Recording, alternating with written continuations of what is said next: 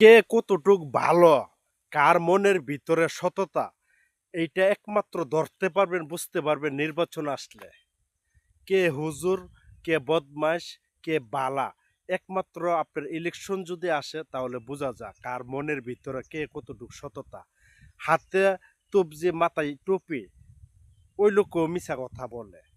তারপর আপনার কত ধরনের কিরা কসম যে কাটবে কোনো হিসাব নাই ভাই। ফগরের টাকাটা থুয়াও টাটকা মিছা কথা বলবে।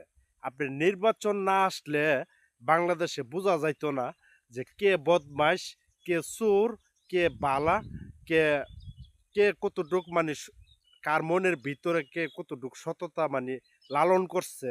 এটা একমাত্র নির্বাচন আসলে বোঝা যায় যে বদমাইশটা কোনটা আর বালা কোনটা আর হুজুর কোনটা। এটি বাস্তবতা ভাই, সত্য কথা।